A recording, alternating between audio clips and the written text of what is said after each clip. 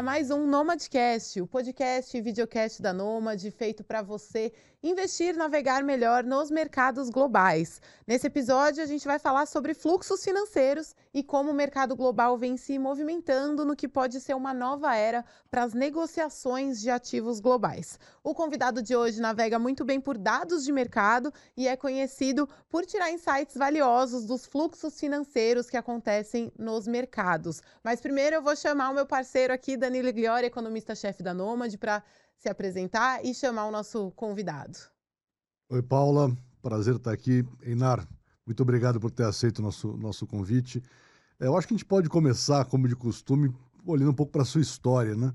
Particularmente, acho que na sua trajetória, você navegou junto com a indústria de dados para o mercado financeiro no Brasil e, na verdade, na América Latina. A gente que trabalha com educação financeira, dados, informações é tudo. Então, conta um pouco a sua história e como é que ela se mistura com a história da produção de dados para o mercado financeiro no Brasil. Bom, muito bom. Obrigado inicialmente para a Nomad pelo convite. É muito gostoso estar aqui, falar um pouquinho sobre a nossa história, sobre o mercado propriamente dito, né?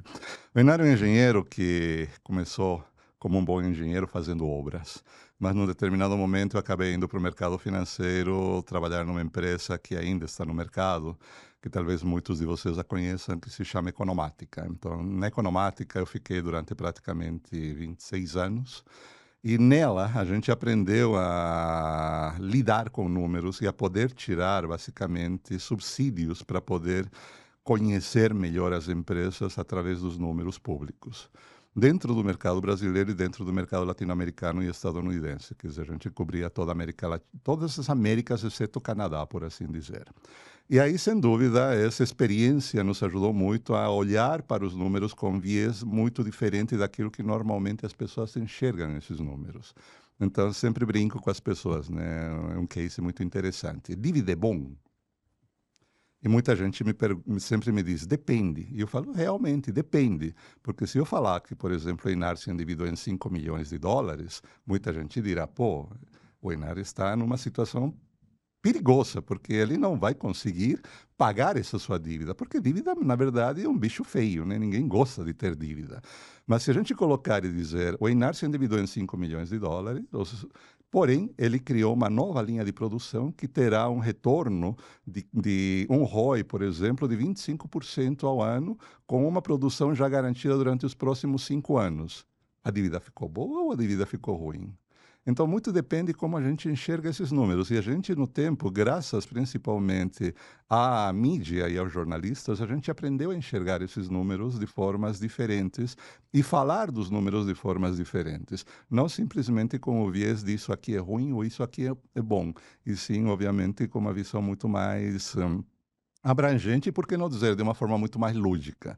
Então, isso foi que nos ajudou a criar muitos insights no mercado. A gente trabalha até hoje fazendo isso aí. Temos, obviamente, presença em muitas editorias, muitos canais de comunicação, sempre tentando trazer para o mercado as informações mais importantes e mais relevantes. Esse, basicamente, é um caminho que me trilhou até hoje dentro do mercado financeiro. E em um desses artigos, né, bem recente, você destaca uma tendência que a gente achou emblemática, que foi o que motivou até primeiro o convite, que é a diminuição da liquidez na B3, enquanto ADRs brasileiros nos Estados Unidos têm um aumento de liquidez. O que motiva esse movimento na sua visão? Qual que é a sua visão sobre esse momento de mercado? Legal. Não é o momento. Na verdade, isso já foi pior. Se a gente olhar até 2010, uns 2008, 9, 10, para vocês terem uma ideia, os ADRs movimentavam muito mais do que a Bolsa Brasileira. De 2010 até 2020, quando tivemos a pandemia, nós entramos numa escalada de queda muito forte. Então, a gente caiu muito fortemente da participação dos ADRs com relação ao volume financeiro da Bolsa. E de 2020 para cá, novamente estamos encontrando essa mesma retomada. Para vocês, o volume financeiro, a relação de volume financeiro de ADRs versus Bovespa de 2020 é a menor que nós temos desde quando ADRs foram listados na Bolsa de Nova York. Só perdeu por um ano, se não me falha a memória, 2006 ou 2005, quando chegamos a 31%. Só que de 2020 para cá a coisa vem subindo. E até o dia 15 de junho, os ADRs representavam 61% do volume financeiro movimentado na B3. Por que eu digo e marco essa data dia 16 de junho? Porque nesse dia teve uma empresa brasileira que deixou de ser brasileira e passou a ser americana, que é a JBS. No momento que a JBS vai para o mercado norte-americano, esse percentual pula de 61 para 65, quase 66%. Então, quer dizer, o volume financeiro dos ADRs está retomando novamente. Não sei se a gente vai chegar nos mesmos níveis que eu comentei anteriores a 2010, que durante 3 ou 4 anos tivemos um volume de ADR superior ao volume financeiro da Bolsa Brasileira. Mas por que isso acontece? A gente tem que olhar isso aí com bons olhos. Se os ADRs estão sendo negociados muito mais no mercado norte-americano, é porque o mercado brasileiro está ficando interessante para o investidor americano. Então, quando a gente olha menos de 25% em 2020, é porque ninguém estava enxergando o mercado brasileiro e estava todo mundo assustado com a pandemia e, obviamente, todo mundo fugindo. Hoje em dia, todo mundo está falando, bom, interessante, nossos recursos aqui nos Estados Unidos, devido à taxa de juros, etc., eu estou preferindo comprar alguns outros ativos de outros mercados. Então, por que não comprar ADRs brasileiros, que é o principal mercado dentro da América Latina? Se nós colocarmos em ordem todos os mercados da América Latina, vamos encontrar primeiro Brasil, México, não sei se é uma briga terrível entre Chile e Argentina, Peru e Argentina, talvez. Então, nós temos pouquíssimos mercados, uma liquidez muito baixa. Então, os ADRs brasileiros acabam sendo um atrativo para o mercado norte-americano. Mas, espera aí, nós temos somente os ADRs das empresas brasileiras listadas no Brasil, listados em Nova York? Não. A gente sabe, como a JBS, temos o Nubank, temos XP, tem outras empresas que decidiram se listar diretamente no mercado norte-americano, sem fazer a listagem aqui no mercado brasileiro. Quer dizer, a estrada mudou de mão. Normalmente, uma empresa brasileira se lista no Brasil e coloca ADRs no mercado norte-americano. Para essas empresas, o caminho foi ao contrário. Elas se listaram em Nova York e colocaram os seus BDRs no mercado brasileiro. Tanto é verdade que, se você fizer um ranking de liquidez, por exemplo, das empresas e das ações e ADRs brasileiros em Nova York, você vai perceber que o ativo mais líquido é um ADR. O ADR do Nubank. O Nubank tem o maior volume financeiro dentro do mercado brasileiro, dentro de todas as empresas brasileiras que nós temos listadas nesses dois mercados. Então, realmente, o mercado norte-americano está começando a enxergar melhor para a nossa caixinha, vamos dizer assim, né? E isso é muito bom para nós e para o mercado brasileiro, porque a liquidez do mercado brasileiro vem caindo muito fortemente. Antes de deixar o Danilo fazer a próxima pergunta, só para nivelar o conhecimento, né? Caso alguém que esteja ouvindo ou assistindo não saiba, ADR, American Depositary Receipts, então são recibos de ações brasileiras negociados nos Estados Unidos. Então, só para garantir que todo mundo... Erro meu, né? Já puxei a pergunta sem trazer esse E conhecimento. complementando, me desculpe, BDRs é o contrário, são ações de empresas estrangeiras listadas no mercado brasileiro, que nós temos muitos BDRs aqui dentro do mercado brasileiro listadas, não somente de empresas brasileiras, como empresas do mundo inteiro que têm ADRs listados em Nova York, ou empresas listadas em Nova York. Eu quero comprar uma Apple, você consegue comprar uma Apple aqui através dos seus BDRs, tá? Então é importante também entender que não é só lá, aqui também nós temos. Como também existem outros mercados, tá? Uhum. Então, legal. De alguma forma, a gente estava falando aqui, olha, do interesse do investidor estrangeiro, né, por empresas brasileiras que podem acessar, né, os títulos diretamente via ADRs no mercado americano. Mas, como você estava falando, existem ADRs de empresas listadas no mundo inteiro, né? Então, pensando por um investidor brasileiro, também é uma alternativa interessante olhar para ADRs, né, de empresas que estão listadas em outros países, na Ásia, por exemplo, na Europa, né? O que você acha desse tipo de estratégia? Eu acho que hoje em dia o investimento é global. Ele não está restrito ao nosso parquinho. A gente precisa olhar o parquinho dos outros. Então, dentro do mercado norte-americano, a gente tem mais, posso estar errado no número, mais próximo de 1.000 ADRs listados do mundo inteiro. Então, se você quer atingir as blue chips do mundo, você vai encontrá-las dentro do mercado norte-americano. Isso aí está um pouco com um certo reflexo através dos BDRs aqui listados no Brasil. Só que tem uma diferença muito marcante entre os BDRs brasileiros e os ADRs listados em Nova York. Qual que é essa diferença? É a liquidez. Um BDR aqui no Brasil tem liquidez? Sim, alguns papéis têm liquidez porque são os papéis mais conhecidos. Mercado Livre, todo mundo compra Mercado Livre, ou eventualmente Nubank, etc, etc. Ou a própria Apple, ou Microsoft. Mas tem muitos outros papéis que, se você quiser comprar aqui no mercado brasileiro, a liquidez é muito baixa. Então, por exemplo, se eu tenho uma plataforma que me permite, como brasileiro, comprar dólares e com esses dólares comprar os ADRs em Nova York, eu estou comprando diretamente na fonte. E se eu estou comprando diretamente na fonte, eu estou fazendo um investimento em moeda forte. E o meu retorno será em moeda forte. Eu não vou ter o risco, eventualmente, de ter uma volatilidade. Volatilidade, a gente fala, né? O eletrocardiograma do papel do dólar, que eventualmente eu posso estar comprando numa época de alta, uma época de baixa do dólar, e isso acaba influenciando muito fortemente os investimentos do investidor brasileiro, por assim dizer. Então, assim, é muito interessante olhar para esses ADRs, e não só as ADRs, né? Se você não quiser ir muito longe, você pode olhar diretamente as ações do S&P 500. Muita gente fala, o S&P 500 está composto por 500 empresas americanas. Errado. Por quê? Porque dentro do SP500, se não me falha a memória, temos 10 ADRs de empresas internacionais dentro do índice. Isso Então, fora as empresas que listam lá, né, e não são americanas. então, essa facilidade, essa possibilidade de dar ao investidor acesso à fonte direta é muito importante.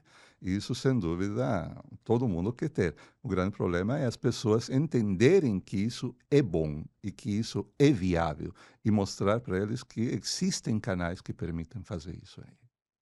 E você mencionou até a JBS, o Nubank, né, as empresas brasileiras listadas fora, XP, etc., e falou dessa liquidez maior dos Estados Unidos. Eu queria entrar um pouquinho mais nesse tema, né? Qual que é a vantagem de ter mais liquidez, tanto para o investidor quanto para a própria estratégia corporativa, né? Por que que as empresas estão indo para lá? Bom, vamos olhar desde o foco da empresa. Por que que a empresa gostaria de se listar em Nova York? Primeiro, porque você vai estar num mercado maduro. Segundo, você vai estar exposto numa prateleira onde estão os grandes players do mercado.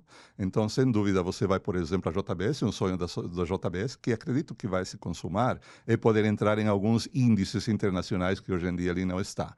O fato de você ter entrado dentro de um índice automaticamente faz com que você esteja sendo comprado por grandes fundos e por grandes investidores estrangeiros. Então, a liquidez do teu papel vai subir, a visibilidade do teu papel vai aumentar.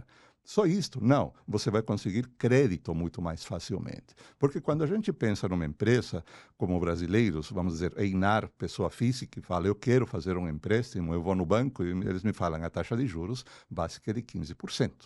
Quanto que eu vou pagar de juros por um empréstimo? A empresa faz isso? Não. A empresa basicamente faz o quê? Ele vai num banco ou vai no BNDES e consegue crédito a um custo muito mais baixo. Mas mesmo esse crédito dentro do mercado brasileiro ainda é elevado percentualmente. Então, quando você está no mercado internacional, você vai lá e toma um empréstimo, por exemplo, nos Estados Unidos, a taxa de juros, tudo bem, em moeda forte, mas muito menor. E não somente nos Estados Unidos, na Europa, no Japão, etc. E isso te traz um grande benefício: captar recursos para você poder crescer. O investidor, o que que ele deseja da empresa? O investidor deseja da empresa que ela possa crescer.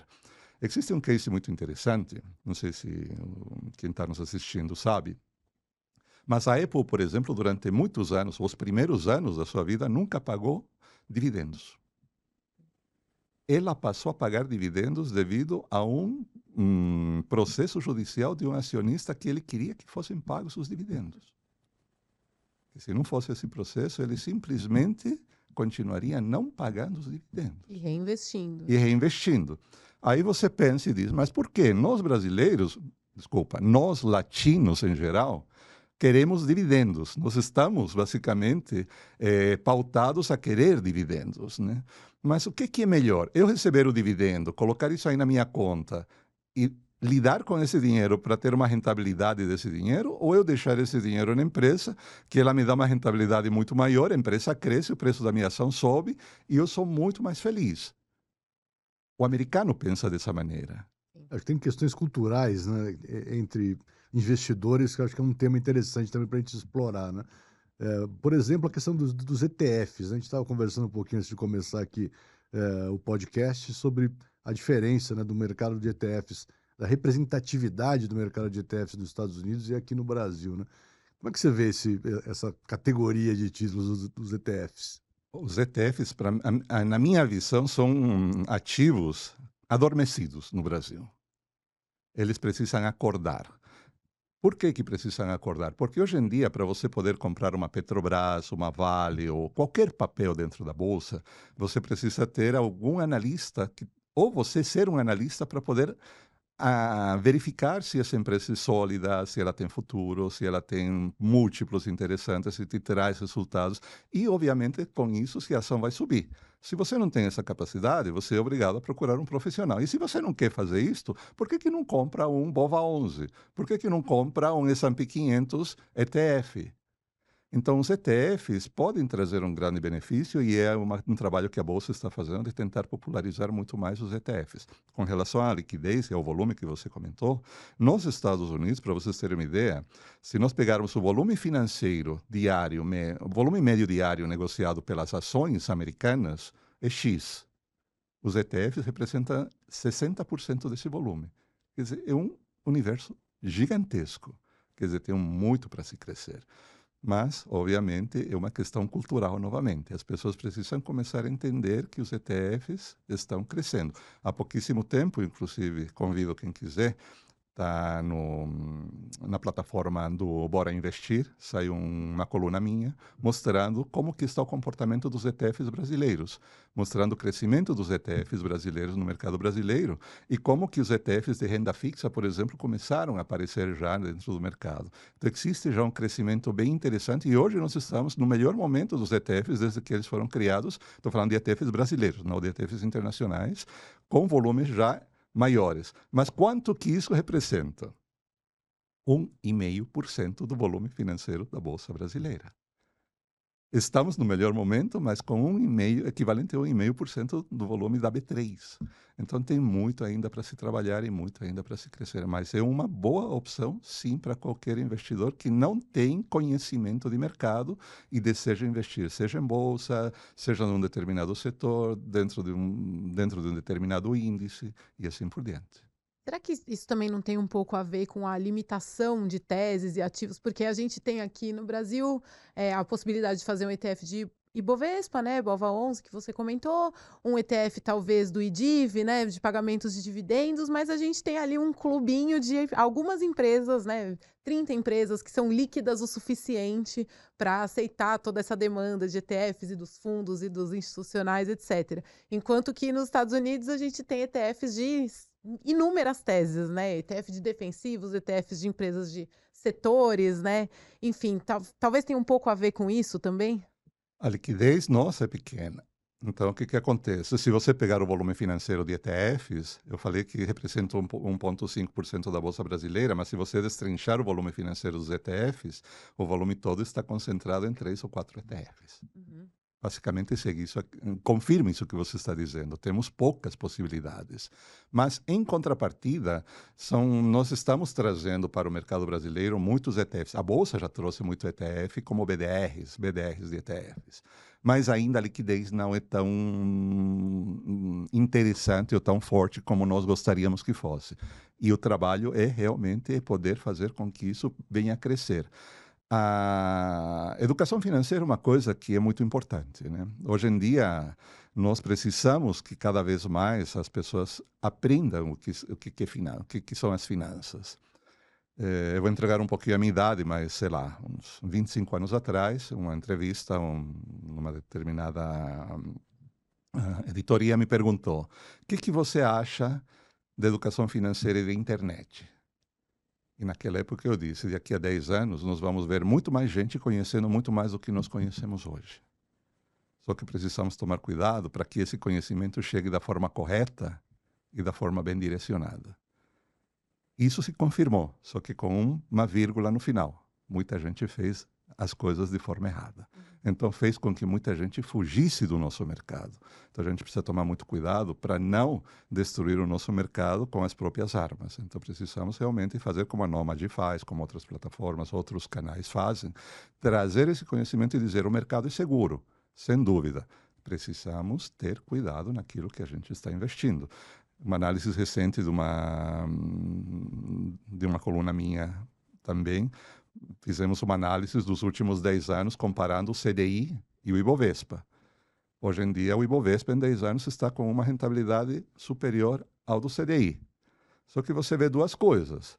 Um indivíduo nadando numa lagoa tranquila, que é o CDI, sem nenhuma onda e sem estresse nenhum.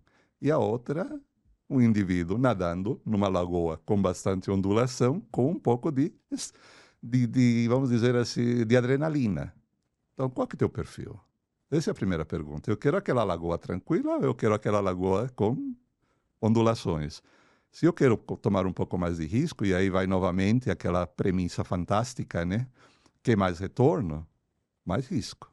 Que menos retorno, menos risco. Ah, mas hoje em dia eu ganho 15% com a taxa Selic. Hoje. Por quanto tempo? Tem motivo para isso. E tem motivo. Mas se você olhar 5 anos atrás, você estava com uma taxa de juros baixíssima, de 3, 4, 5%. Então, obviamente, aí fala, mas eu estou ganhando 3% ao ano, só estou ganhando 4% ao ano. E aí, obviamente, você procura outras alternativas. E aí, obviamente, a principal alternativa é a renda variável. Inar, queria pegar um pouco a sua impressão sobre o momento de mercado. Assim, como é que está a sua cabeça quando você olha para a Bolsa brasileira, olha para a Bolsa lá fora, essas turbulências que estão acontecendo aí ao longo de 2025? Você está mais construtivo? Como é que você está olhando aí para frente? Olha, uma sinalização interessante que aconteceu numa matéria que saiu hoje, inclusive, sobre o volume de investimento estrangeiro. Para mim, o investimento estrangeiro é uma sinalização muito importante, tá? E nesse primeiro semestre, nós tivemos o melhor primeiro semestre desde 2020 ou desde 2022. Dependendo se for primeiro trimestre ou se for em todos os trimestres. Quer dizer, o investidor estrangeiro voltando para o mercado brasileiro é muito importante. Isso faz com que realmente o nosso mercado tenha a crescer. Já é uma coisa marcada, todo mundo está falando, mas a gente precisa novamente dizer isto. Os nossos mercados estão baratos, as nossas empresas estão baratas. Sim, mas estarem baratas não significa que nós podemos ir comprando qualquer coisa. Precisa se analisar. Então, precisa ter um profissional por trás de quem não conhece, que o assessore de forma bem pontual a poder fazer as melhores escolhas. Esse profissional vai acertar em 100% das suas escolhas? Não, senão ele não seria assessor, estaria rico, não estaria fazendo mais nada. Obviamente, ele vai errar. Mas, sem dúvida, eu sempre tenho uma premissa na minha vida que eu digo, de 100% das escolhas que eu faço, 51% tem que estar positivas e 49% negativas, que no final eu tire um ganho de 2% no meu retorno. Esse que é o grande segredo. Então, a gente precisa estar muito bem assessorado. Então, o fato de entrar nessa retomada dos investidores estrangeiros é um sinal interessante. Mas quando a gente fala, por exemplo, sobre a entrada de investidor estrangeiro, existe um outro problema. É o nosso mercado ser pouco líquido. Para vocês terem uma ideia de um número, eu brinquei numa coluna minha, eu disse o seguinte, o Brasil está virando um mercado de penny stocks. Para quem não sabe, penny stocks são as pequenas ações ou empresas ou ações com baixo custo, que dependendo do investidor e dependendo, por exemplo, do fundo, essa ação não vai ser comprada, porque a regulamentação da empresa não permite que você compre penny stocks. Por que não permite que você compre penny stocks? Porque eles têm muita volatilidade e você não quer arriscar. O que é volatilidade? É o eletrocardiograma da ação. Pô, você quer ter um eletrocardiograma muito constante ou você quer umas altas e baixas diariamente? Pô, eu quero ter uma coisa, mais ou menos, não quero ter aquela lagoa tranquila, mas nem aquela cheia de ondas fortes. Eu quero uma coisa mais estável. Então, por ser uma penny stock, os grandes fundos muitas vezes acabam fugindo delas.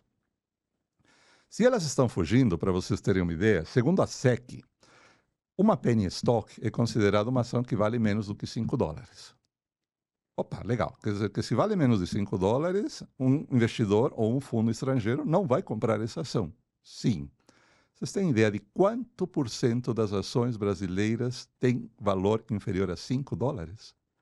83% das ações brasileiras têm menos de 5 dólares como preço de ação. Aí eu te pergunto, se nós não temos ações que possam ser adquiridas por esses investidores, como que a gente cresce? Então a preocupação é hoje, está todo mundo querendo se alimentar da nossa panela, só que a gente não tem feijão suficiente para dar para eles. Aí vem aquela voz lá do passado, né? Põe água no feijão. Uhum. E se nós vamos colocar água no feijão, é dizer, vamos incentivar mais nosso mercado. O preço das ações subindo, sem dúvida, esse valor vai subindo e esse índice de 80 e poucos por cento vem caindo. E se isso vem caindo, o investidor estrangeiro nos enxerga melhor e, obviamente, nos traz. Mas aí a gente não depende somente da Bolsa, não depende somente das empresas, depende do governo, de poder incentivar, não dizer, poxa, eu vou criar um novo imposto. Isso aí assusta o investidor estrangeiro. Então, não é somente o preço da ação, não é somente... Assusta o investidor brasileiro também, né? Sem dúvida, o investidor brasileiro... Só que o investidor brasileiro não tem para onde fugir, né? A não ser que a Nomad, eventualmente, lhe dê um canal de dizer, não, você pode fugir, compra ações americanas. Exatamente. Na nossa plataforma, temos ações americanas na Nomad e você pode comprar. Você poderia fazer isto. Mas as pessoas precisam entender que é possível fazer isto. Se elas não tiverem essa visão, elas vão ficar restritas ao seu mundo. Sabe aquela velha história? Eu moro num bairro onde eu tenho tudo. Ah, mas você já foi no centro da cidade e conheceu outra coisa? No centro, mas eu tenho tudo aqui, para que eu vou? No momento que a coisa começa a ficar ruim, fala, putz, eu preciso ir no centro. Como que eu chego lá? É a primeira pergunta. Então, ter canais que te mostrem como chegar lá, acho que é o grande segredo. E eu bato palmo para aquelas plataformas e aquelas empresas que conseguem trazer essa informação para o investidor brasileiro e esse investidor brasileiro, sem dúvida, possa ter acesso a esses mercados. Tá? Não sei se eu respondi a tua pergunta, se é por aí. Acho que é exatamente isso. É isso. Acho que a gente está chegando ao fim aqui. Queria que você desse um recado, assim, uma dica para quem é investidor pessoa física, está nos assistindo e quer navegar melhor os mercados a partir de insights de fluxos, né? Que é a sua grande especialidade aí. Vamos lá. Uma das principais recomendações é estudar. Estudar é um ponto mais importante para qualquer investidor. Aprender um pouco sobre o mercado. E mais do que aprender do mercado, tomar muito cuidado com o tipo de informação que você consome. Sabe aquela velha história? Eles te colocam um cogumelo colorido, um cogumelo branquinho. Qual deles eu posso comprar? Opa, peraí, me disseram que os coloridos são os mais perigosos porque podem me matar. Entender o que você vai consumir. Se você não tem esse conhecimento, solicite ajuda de um assessor. Os assessores estão para isto. Temos muitos bons profissionais para poder fazer isso aí. Também tem, como em todo saco de batata, batatas boas e batatas ruins. Então tem que tomar muito cuidado também e ter alguém que realmente você confia para poder fazer isto. Há condições. Só tomar muito cuidado, olhar, ler muito, estar a par do que está acontecendo no mercado. Ah, mas o que a taxa Selic vai influenciar na minha vida? Tenta entender o porquê que a taxa Selic vai influenciar na tua vida. Ah, não, a taxa Selic está alta, eu vou ganhar mais dinheiro, eu estou feliz da vida, eu vou ganhar 15% ao ano. Todo mundo entra hoje e fala, pô, eu vou ganhar 15% ao ano. Calma, a taxa de juros, a tendência nos próximos meses é cair. E ela caindo, você não ganha mais 15%. Isso aí vai diminuindo. Num determinado momento, isso vai acabar. E no momento que isso acabar, você vai dizer, pô, agora estou ganhando 4%, 5%. O que eu faço? Estou ganhando muito pouco, acostumei com os 15% lá de trás. E aí vai tentar entrar no mercado só quando a taxa de juros já caiu, essas ações que eram oportunidade hoje, talvez não. Você sabe que tem uma história marcante no mercado brasileiro, né? Não sei se vocês já ouviram as capas da Exame. Já ouviram essa história das capas da Exame? As capas de Exame são sempre aquelas, e do Bonner, né? São as duas coisas. Toda vez que a Exame sair uma capa falando o mercado está no melhor momento, É hora de vender. É hora de vender. Ou quando o Bonner começa a falar muito de bolsa, você fica preocupado. O famoso sobe no boato e cai no fato, né? Basicamente você está surfando naquilo que você está ouvindo no momento. Muita gente me diz, poxa, Inar, mas a bolsa, o índice vai subir? Eu digo, ele já foi precificado lá atrás. Nós estamos hoje nos primeiros dias de julho, correto? Vão sair os balanços agora do segundo trimestre de 2025. Só que todos os analistas já têm a sua previsão do que vai acontecer no final desse ano, no final do ano que vem, já tem uma expectativa. Análise fundamentalista. Então, para isto, é conhecimento. Não temos tempo, não tenho capacidade de fazer isto, procura profissionais que te ajudem. Esse é o grande segredo. E, novamente, cuidado com os profissionais que você também procura. E cuidado com o que você lê e o que você ouve, porque esse é outro grande problema. Dependendo do que você ouve, deixa entrar por um ouvido e sair pelo outro sem ficar nada lá dentro. Dependendo dos outros, não. Vale a pena você ficar atento àquilo lá que o mercado está te entregando. E por falar em adquirir conhecimento, ler e ouvir profissionais qualificados, onde que o nosso ouvinte pode te encontrar? Quais são suas colunas? Vamos lá. Hoje em dia, o Inar tem uma coluna no Investidor, no Money Times, e a partir de hoje, em primeira mão, eu estou como colunista também no Bora Investir, da Bolsa, tá? E por que não dizer, eu vivo brincando e digo, você dá um Google ou procura e coloca o nome da minha empresa, Elos Aita, ELOSAYTA, procura e você vai ver que todo dia tem uma matéria saindo em algum lugar com os nossos números. Então são números que você vai encontrar nas principais plataformas de notícias, CNN, Globo, etc. Sempre vai encontrar alguma coisa. E são os insights que a gente tenta mostrar para o mercado, que às vezes é aquilo que muita gente fala, né? Isso já é sabido, mas não é apresentado. A gente tenta apresentar isso aí de uma forma muito mais simples, muito mais lúdica, e a gente conta muito, muito fortemente com os nossos grandes parceiros.